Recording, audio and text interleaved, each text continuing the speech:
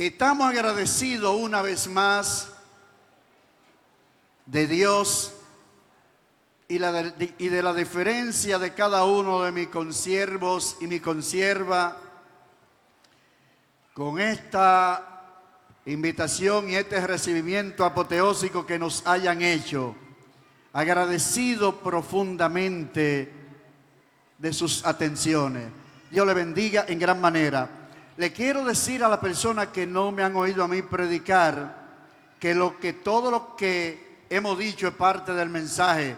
El coro que cantó nuestra hermana Sara es parte del mensaje. La entrevista que tuvo el pastor es parte del mensaje. Es decir que yo sé que ustedes están aquí desde muy temprano. La temperatura está fuerte y más el tiempo que tienen ustedes desde muy temprano. No se preocupe que le vamos a validar eso. Y cuando usted vea que yo diga una palabrita, que no la voy a decir ahora, téngalo por seguro que estamos terminando. Pues mis hermanos, en la porción de la palabra del Señor que hemos leído, vamos a ponerle como tema a esta reflexión: Dios protege a sus hijos de las amenazas del enemigo. Si no se recuerda de lo que yo diga, por lo menos recuérdese del tema. Dios protege a sus hijos de las amenazas del enemigo. Observe que estoy diciendo amenazas. Eso implica que son muchas. Pero lo importante de esto es que Dios nos protege a nosotros de todas las amenazas. Usted sabe, hermano, que cuando hablamos de amenaza, estamos hablando de algo que puede surgir de un fenómeno natural. Por ejemplo, cuando se está hablando meteorología, el COE, la Defensa Civil, está hablando de un potencial huracán que ya está alcanzando la categoría máxima, que es la número 5, todo el mundo está alerta porque se acerca un peligro. Ese es un fenómeno, producto de un fenómeno natural. Pero también hay amenazas que tienen que ver con el ser humano, provocadas por el ser humano, que pone en peligro a uno o a miles de personas. Entonces, eso es amenaza.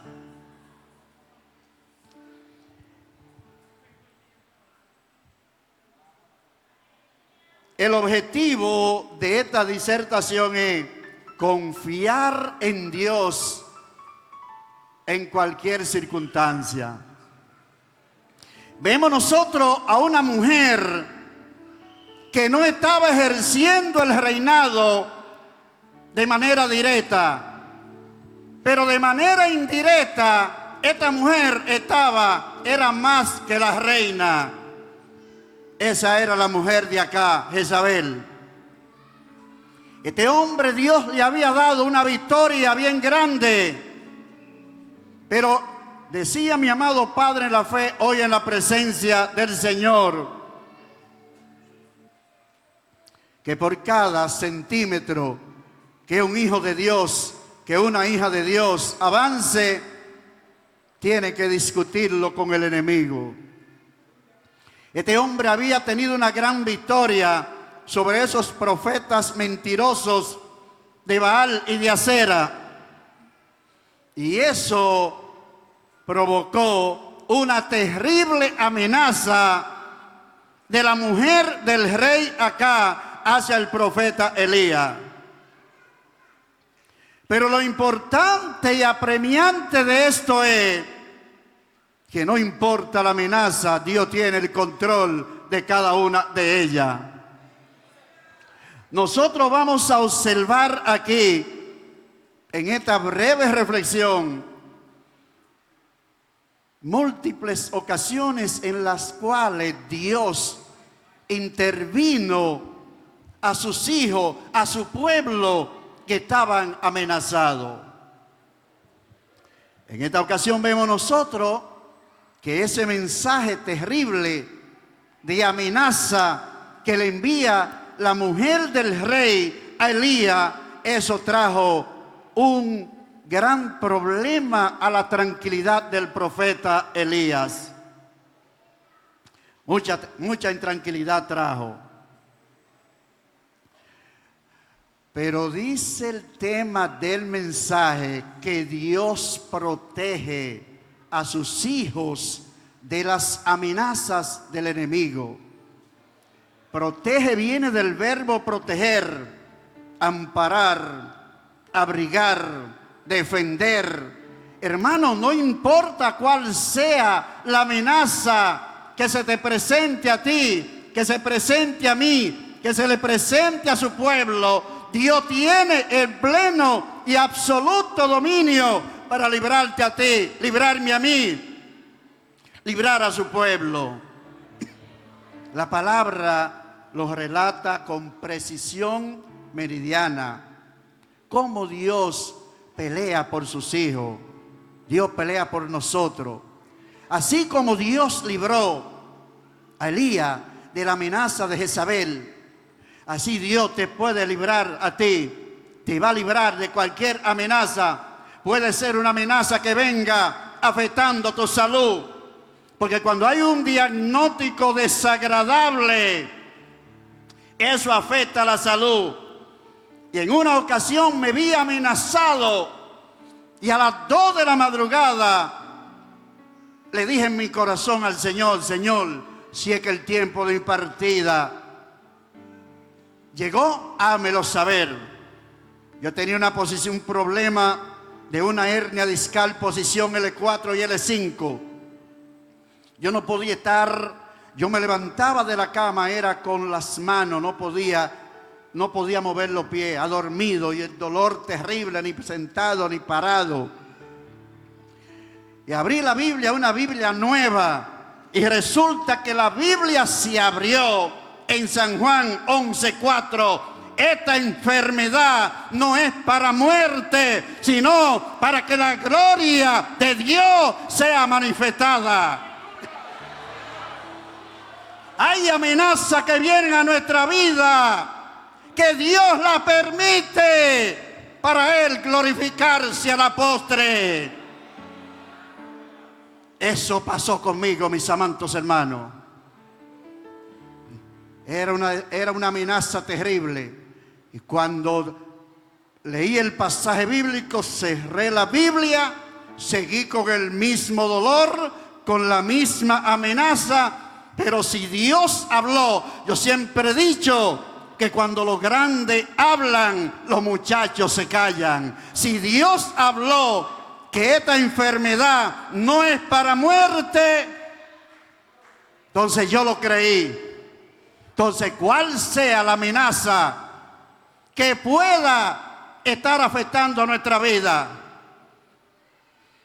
Repito, la amenaza de un diagnóstico médico, la amenaza de alguien que se levante en contra de usted o en contra mía, no importa, mi hermano.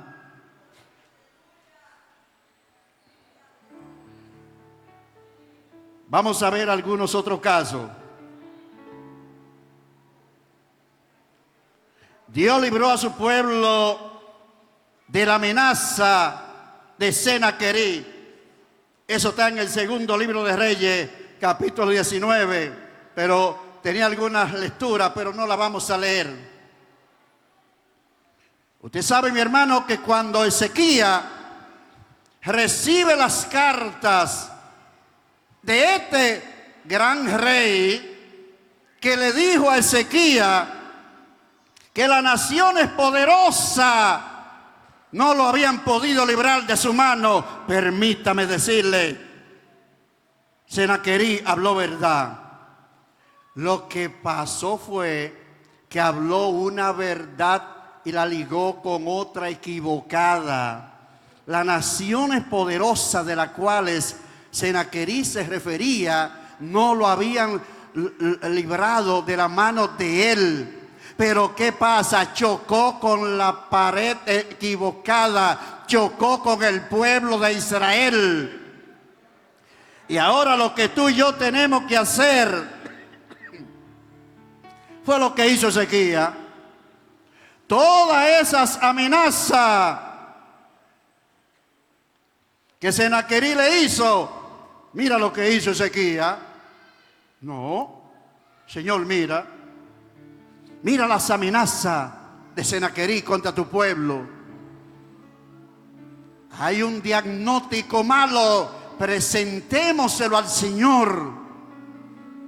Hay una amenaza, de donde venga, presentémosela al Señor. Eso fue lo que hizo Ezequías. Le presentó todas esas amenazas que Senaquerí le había hecho a él y al pueblo de Israel. Y usted sabe qué pasó, mi hermano. Que una noche el ángel de Jehová, porque está diciendo ahí que Dios protege a sus hijos de las amenazas del enemigo. ¿Cuál será el Senaquerí que te está amenazando? ¿Cuál será la Jezabel que te está amenazando? No importa el nombre. Lo importante es que Dios te ampara, te defiende, te protege, te guarda. Y al otro día, perdóneme el pleonasmo que voy a usar, entiéndase pleonasmo, uso de palabra innecesaria. Al otro día, Senaquerí vio todos esos muertos. El pleonasmo viene ahora con sus propios ojos. ¿Usted sabe por qué? El pleonasmo, porque ¿quién ve con los ojos de otro? Pero es una forma enfática. Dios permitió que los ojos de Senaquerí vieran lo que Dios había hecho en defensa del pueblo de Dios. ¿Y ahora qué pasó?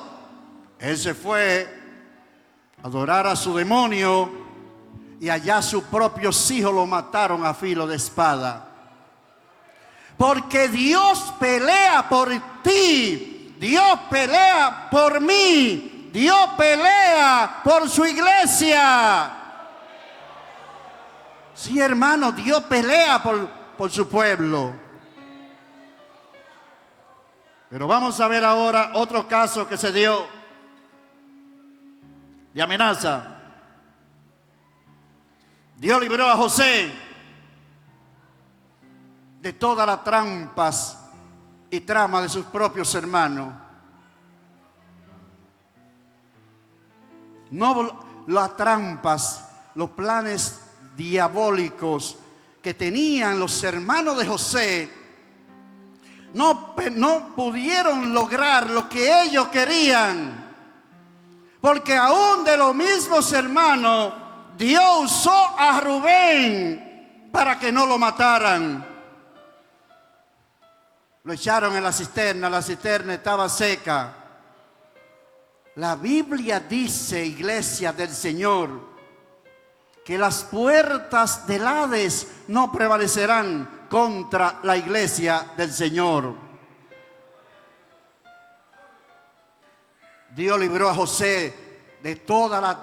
¿Cuántos casos lo tiran en la cisterna? Se lo venden a los extranjeros. Ahora cuando esté en la casa de Potifar, mire las cosas que se presentan ahí terribles. Pero Dios estaba ahí en el asunto, porque hay una sola amenaza que Dios no la pelea, Dios no protege. ¿Y cuál es la amenaza, pastor?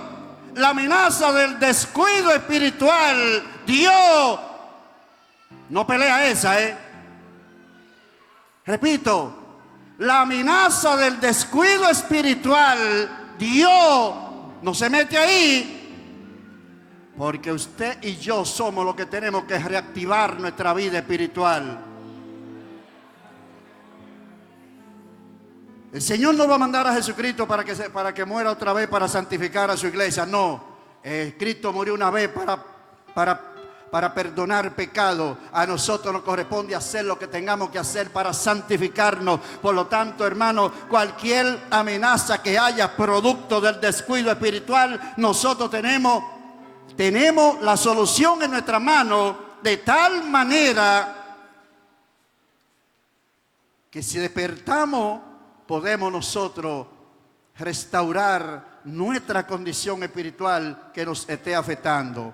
Porque todas las amenazas, todas, Dios pelea por nosotros. Pero repito por cuarta vez, pero la amenaza del descuido espiritual, Dios no pelea por eso. Ese pleito le toca a usted, me toca a mí, nos toca a nosotros hacerlo. El hombre que hizo la horca para el exterminio de los judíos tuvo el ingrato privilegio de estrenarla. Él fue que estrenó la horca que él mismo construyó para los judíos. Porque Dios tiene el control, iglesia. Dios tiene el control de nuestra vida. No importa lo que el enemigo esté planificando. Ahora bien, lo único que Dios demanda de usted y de mí es que nosotros, hermanos, estemos consagrados delante de Él. Porque después no podrá el enemigo lograr nada. ¿Qué pasó? Cuando aquel edicto terrible, que en el lapso de 30 días cualquiera que adorare u orare a otro Dios que no fuera el de ellos, con aquellos 3 jóvenes, Sadrach, Mesach y Abednego, ¿qué pasó? Había un edicto, una amenaza de muerte contra esos jóvenes. Pero esos jóvenes mantuvieron su posición invariable y le dijeron al rey que al Dios que ellos le servían podía liberarlo de su mano y del horno de fuego. Y ante una actitud, hermano, decidida y desafiante, le dijeron: y si no nos libra, sepa, oh rey, que no adoraremos la estatua que has construido. Eso trajo, mi hermano, una revolución emocional en el rey.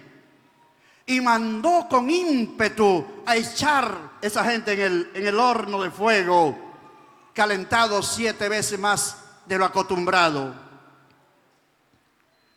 Pero tremenda sorpresa, mandó a echar 3 y después el propio rey observó que habían 4 en el horno. 4 que no habían recibido ningún daño, porque había alguien que estaba defendiéndolo a ellos y no iba a permitir que ellos, que estaban honrando a Dios, sucumbieran en el horno de fuego. Y vemos nosotros, hermano, que lo que echaron a Daniel, a Sadrach, Mesach y Abednego en el horno de fuego, dice la palabra que el calor era tan grande que lo quemó a ellos. Sin embargo, Dios libró a estos 3 jóvenes del horno de fuego. Ese edicto representaba una amenaza de muerte literal, de muerte, y de la manera más atroz era esa amenaza, esa muerte echada en fuego. Pero Dios tenía el control. Pero de la misma manera hubo una amenaza contra Daniel. ¿Y qué pasó? Por la misma razón, hubo un edicto que en ese lapso de 30 días Daniel abría las ventanas que daban acceso a Jerusalén y oraba 3 veces al día. Cuando eso le llegó al rey Darío, que el rey Darío fue sorprendido por esos sátrapas y esa gente malsana, pero ya el edicto ya él lo había firmado. Y yo decía, hermano, y repito ahora, hay pruebas que Dios la permite a su vida y a mi vida para Él ser glorificado. Porque a mí fue el Señor que me operó de la hernia y yo estaba inhabilitado. Y le dije a mi pastor José Agustín Reyes Porte un día que fuimos a ver un enfermo al Marcelino Vélez y me dice, ese hospital está muy limpio. Estoy hablando del año 2004. Vamos a canalizar la operación tuya ahí. Yo le dije, mire mi hermano pastor, ni me voy a operar y voy a llevar una vida normal en el nombre del Señor. Eso lo dije yo, hermano. Yo no aplico eso como doctrina, ¿eh? No. Yo no aplico eso, ¿eh? Dios obra como a Él le plazca. En esa ocasión a Dios le plujo sanarme y hacer suyo esa declaración que yo hice. Porque muchas veces pensamos, no, porque Dios lo hizo con fulano, no, que Dios es soberano, hermano. Decía mi amado Padre la fe en la presencia del Señor, que 2 más 2 son 4 en la aritmética humana, pero en la aritmética de Dios, 2 más 2 da lo que Dios quiera que dé. A veces vamos a ver un enfermo y decimos, si usted tuviera fe como fulano, usted se sanara de él. No, eso está en la soberanía plena y absoluta de Dios. Hacer el milagro cuando Él quiera, como Él quiera, donde Él quiera, como Él quiera y de la manera que Él quiera. No soberano, dígame. Yo declaré esa palabra y adiós. Y Dios la hizo real. Él la hizo real. No porque yo tengo una fe, oiga, una fe agigantada. No, yo dije la palabra. Entonces, mi hermano, dependamos del Señor, mis hermanos. Había ese plan terrible que tenía pues este hombre con el exterminio del pueblo judío. No se logró. Querían darle muerte atroz a Sadrach, Mesach y Abednego. No se logró. Luego el mismo caso Daniel en el foso de los leones. ¿Y qué pasó? ¿Qué pasó? Echaron a Daniel. Dios permitió. Usted lee la Biblia, hermano, que el rey dice que no durmió esa noche. El rey quería salvarlo, pero Dios no quería que el rey lo salvara para que usted y yo tengamos hoy esa promesa que fue Dios que lo libró de la boca de los leones. No era que los leones estaban viejos, no, porque quienes lo echaron, los leones lo devoraron. Y a Daniel dice la palabra que Dios le cerró la boca a los leones. Por lo tanto, mi hermano, lo único que Dios quiere de usted y de mí es que nosotros caminemos con todo el cuidado. Había un plan. Aquí llegó la palabra que le gusta oír a los miembros de la iglesia que yo pastoreo. Estoy terminando. Y yo corrijo eso, hermano, Yo corrijo eso porque aquí nadie me ha preguntado si estoy terminando, Yo no debo por prudencia durar 15 minutos más predicando. Ya yo dije que estoy terminando. José Luis Cabral no me preguntó. Iri Núñez, que la vi por ahí, no me preguntó. Ninguno de esta gente me ha preguntado a mí que si estoy terminando. Entonces fui yo que lo dije. Fíjese, hermano, el plan del rey de Egipto en contra de las mujeres hebreas. Y dio una orden, un edicto, que mataran a todos los que eran varones. ¿Y qué pasó? se logró el plan del rey de Egipto con ese edicto. No, Moisés, como su nombre lo dice, rescatado de las aguas. ¿Qué pasó? Había una sentencia de muerte para todos los niños que nacieran de las hebreas. Sin embargo, Dios tenía un plan con Moisés y ese plan se dio. Pero también hubo una amenaza cuando el rey Herodes, de que todos los niños menores de 2 años, el exterminio de ellos, pensando que iban ahí de acuerdo a las orientaciones que le habían dado, pensaban que iban a detener, a eliminar la vida del Salvador del mundo, porque esa era la edad que tenía Jesús, aproximadamente 2 años, cuando esa terrible matanza ordenada por el rey Herodes. Mis hermanos, les recuerdo, Dios protege a sus hijos de las amenazas del enemigo.